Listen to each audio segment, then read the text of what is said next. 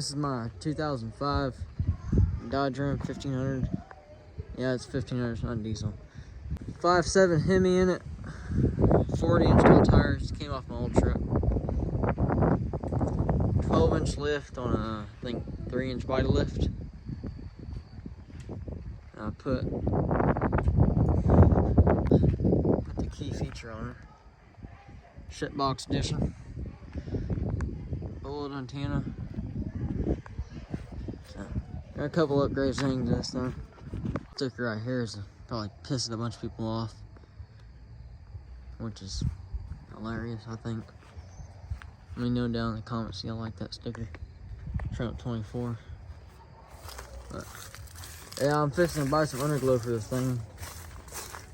Put some subs in it. But really clean, I'll say that. It's only got 92,000 miles on it, so dirty right now. I need to wash it.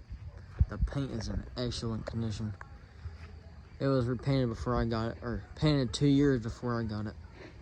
So got leaf springs in the back. All kinds of stuff. So I'm trying to be the next Gabe Pearl, so we'll see how that goes. Like, subscribe. Thanks for watching.